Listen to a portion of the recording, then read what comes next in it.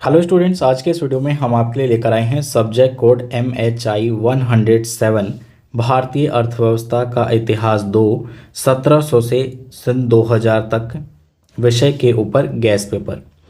इस पीडीएफ को आप gas paper, sample question answer PDF, important question answer PDF या एग्जाम नोट्स भी कह सकते हैं। ये सब्जेक्ट कोड इग्नू से MA हिस्ट्री कोर्स करने वाले स्टूडेंट्स का है और अगर आपने अपने एग्ज़ाम के लिए कुछ भी स्टडी नहीं किया हो तो ये पीडीएफ आपके लिए यूज़फुल होगा।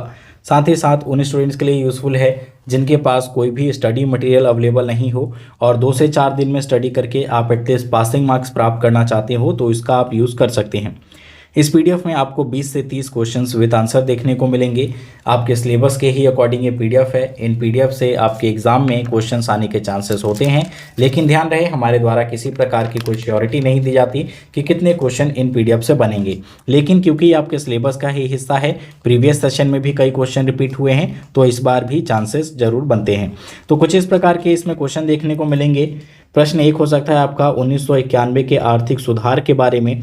तो इसमें आप देखेंगे कि 1991 के दौर में जो है भारत काफ़ी भारी आर्थिक संकट से जूझ रहा था। उस समय हमारे ऊपर बाहरी देशों का भुगतान इतना अधिक हो गया था कि हमें हमारे देश में काफ़ी आर्थिक जो है पाबंदियां लगी हुई थी। इसके अलावा जो आर्थिक व्यवस्था थी काफ़ी कमज़ोर थी। फूड क्राइसिस आ गए थे हमारे देश में। तो उस समय की जो तत्कालीन सरकार थी जिसका नेतृत्व नरसिम्हा राव जी कर रहे थे, तो उन्होंने पारंपरिक जो मानसिकता थी उसको तोड़ते हुए नए विचारों को अपनाया। हालांकि नए विचारों को अपनाते हुए काफ़ी देर हो चुका था क्योंकि हमारा पड़ोसी चीन इन नए विचारों को काफ़ी पहले अपना चुका था। वहीं अगर हम रूस की भी बात करें तो वहाँ पे भी ये सारे, सोवियत संघ में बात करें रूस की, तो वहाँ पे ये सारे कार्यक्रम बहुत पहले ही शुरू किए जा चुके थे।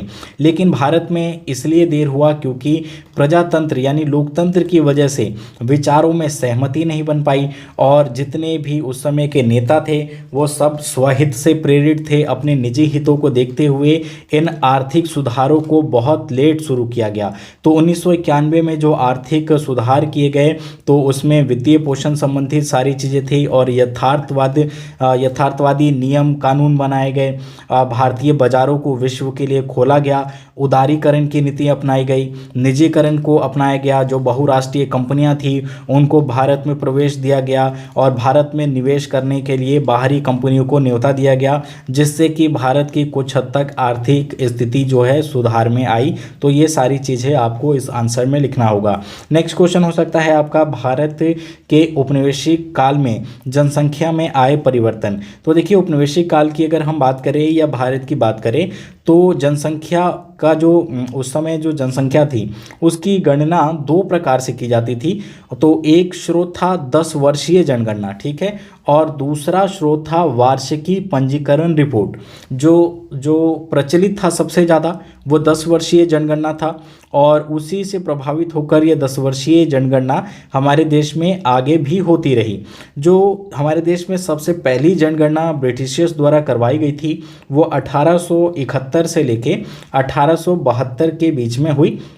हालांकि ये जो जनगणना थी इसके कई विरोधाभास देखने को मिले। बहुत सारे विद्वानों ने इसकी आलोचना की, लेकिन इसके बावजूद भी जब भी कहीं हमें संख्यात्मक तौर पे जनसंख्या को सूचीबद्ध करना होता था या इंगित करना होता था तो उसके लिए इसी 10 वर्षीय जनगणना का प्रयोग किया जाता था। तो भारतीय परिदृश्य में उस समय की जाति, संप्रदाय, जनजातियाँ कौन कौन सी थी, ये सारी चीज़ें हमें इस जनगणना में देखने को मिलती है। इसको आप आंसर को कंप्लीट पढ़ेंगे तो आपको ये सारी डिटेल इसमें मिल जाएंगी। तो अब हम बढ़ते हैं अपने नेक्स्ट क्वेश्चन की तरफ। अगला क्वेश्चन हमारा कुछ इस प्रकार से आपसे पूछा जा सकता है और ये क्वेश्चन है प्राचीन भारतीय अर्थव्यवस्था संबंधित नवीन इतिहासकारों के रुझानों का परिचय दीजिए। यानी जो भारत की प्राचीन अर्थव्यवस्था थी उसके ऊपर जो नए इतिहासकार थे उन्होंने क्या अपने मत दिए, उनके बारे में क्या लिखा, तो ये नवीन इतिहासकारों की बात हो रही है। 1960 से 1970 के दशक में जो नए इतिहासकार आए उन्होंने इसके बारे में क्या लिखा, कृषि व्यवस्था के बारे में, उस समय के आंदोलनों के बारे में, या जो आर्थिक व्यवस्था थी भारत के बारे में, ये सारा आपको आंसर ये मिल जाएगा। इसी प्रकार के क्वेश्चन और आंसर आपको इस पीडीएफ में देखने को मिलेंगे। आप अगर इस पीडीएफ को परचेज नहीं भी करना चाहते हो तो इन क्वेश्चंस को नोट कर सकते हैं और आपके पास जो भी स्टडी मटेरियल अवेलेबल हो उनकी हेल्प से आप इन्हें प्रिपेयर कर सकते हैं। इस पीडीएफ में हम आपको यहाँ फर्स्ट सेट कंप्लीट स्क्रॉल करके शो करेंगे, बाकी सेट सेकंड और सेट सेकंड इसी पीडीएफ में इंक्लूडेड है, एडेड है। जब आप उसे परचेज करेंगे तो आपको वो पीडीएफ भी मिल जाएगा।